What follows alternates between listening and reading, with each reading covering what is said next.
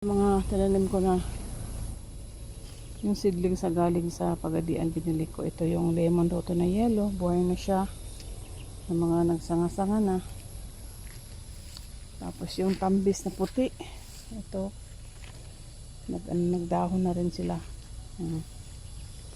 Mangga ko na itong mangga ng tawag ito, Indian mango, yan.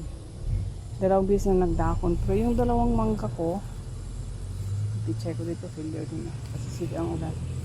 Ito hindi pa siya nagdahon ng bago. Bakit kaya? Pati yung isa Cebu yan eh, kasi yung isa dito hindi pa rin siya nagdahon ng bago.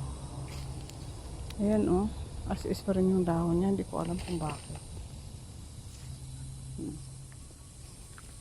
Kasi mga pananim ko dito na mulberry oh, buhay na sila.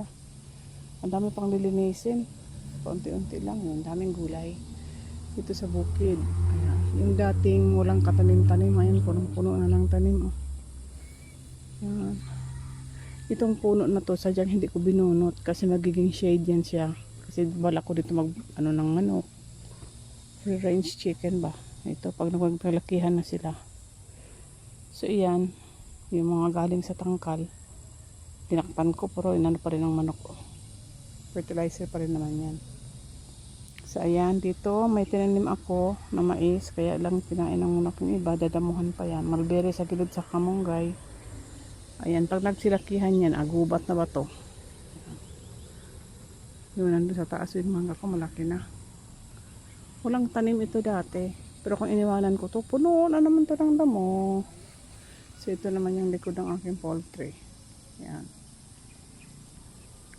Yan ang poultry na yan. Ito dati, kaya matubig. Ito ay palayan. Yan. Ito palayan to. Ito palayan to. Kaya ang tawag sa palayan to, sahod. Magpapalay lang kapag ulan.